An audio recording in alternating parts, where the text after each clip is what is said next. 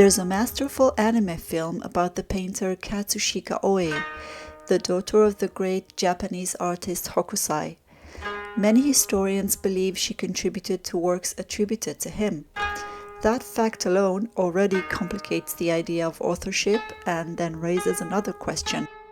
If images carry power, who does that power belong to?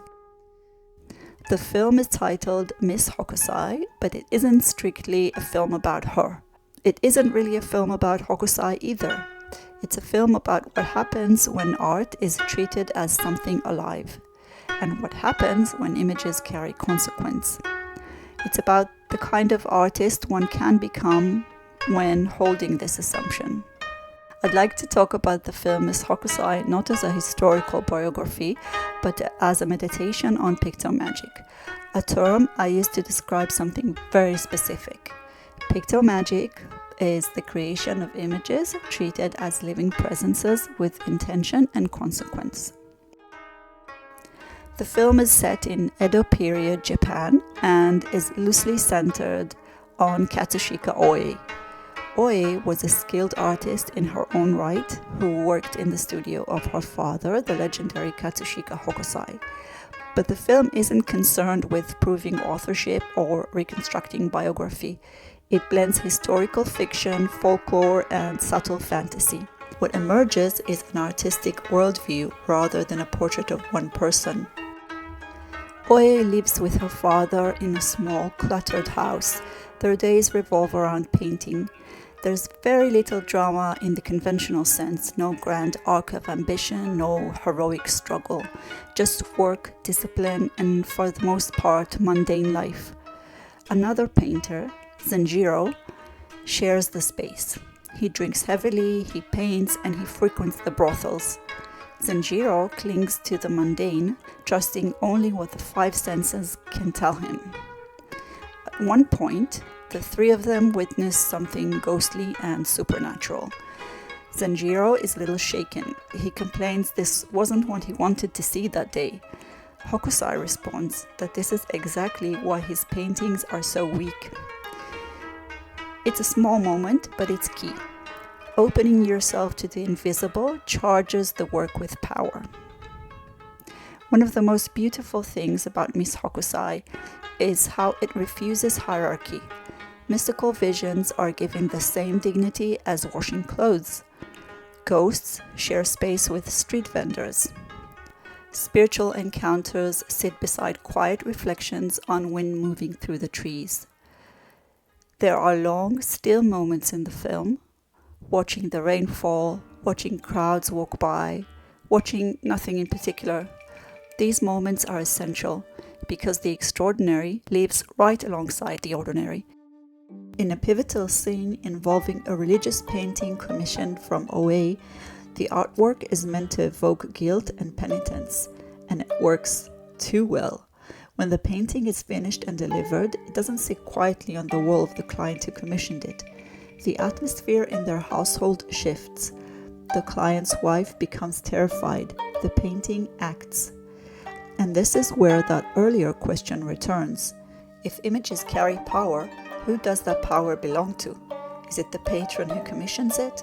The artist who paints it? The intention embedded in it? Or maybe the image itself? I'd love to hear your thoughts on this. Please leave me a comment if you'd like to share your own reflections on these questions. In this world, the images seem to have autonomy. Power without resolution is dangerous. The figures in the painting are so emotionally charged and so spiritually intense that the household descends into chaos. When someone suggests that Ōi is simply too talented, Hokusai replies that she actually just isn't good enough. She paints constantly and she's technically brilliant, but she leaves emotional and spiritual tensions unresolved. She hasn't tied the loose ends, so to speak. And so Hokusai himself adds a Buddha figure into the composition, and this acts as a stabilizing presence and a point of integration. And so order is restored in the house. That moment is a demonstration of pictomagical ethics. Strong art carries force, and force requires responsibility. There's another thread woven throughout the film that speaks to perception. Ōi has a young sister who is blind and who she loves deeply. She spends a lot of time with her and enjoys experiencing the world through her perception. Painting in the film is an act of creating images as living forms. It's a transference of power. Blindness, through Ōi's younger sister, is pure sensation. Spiritual visions suggest perception beyond the senses. Art is shown as noble, exhilarating, powerful, but it's not ultimate. It's just one way of experiencing reality, not the only one. Miss Hokusai freely blends fact and fiction. The film asks us to believe that what we make has agency. We talked about the depiction of pictomagical art in the film, but we can't really close without looking at some of Katsushika Ōi's surviving works. Very few paintings are definitively attributed to her, but this one in particular is quite phenomenal. Look at the use of lighting in this painting. There are multiple light sources, lanterns, interior glow, figures emerging from shadow. Instead of the flat illuminations typically found in ukiyo-e paintings, we get pools of light dissolving into darkness. The darkness in this painting has depth and a commanding atmosphere. It's the kind of approach that comes from a deep conviction in the power of visual structure and the willingness to explore it wherever it leads. To our contemporary eyes, this might seem subtle, but imagine encountering this in 19th century Edo. A painting where darkness isn't empty, but alive with gradation and tension. That would have felt new, perhaps even uncanny. If pictomagic is the creation of images treated as living presences, Ōi was already practicing it.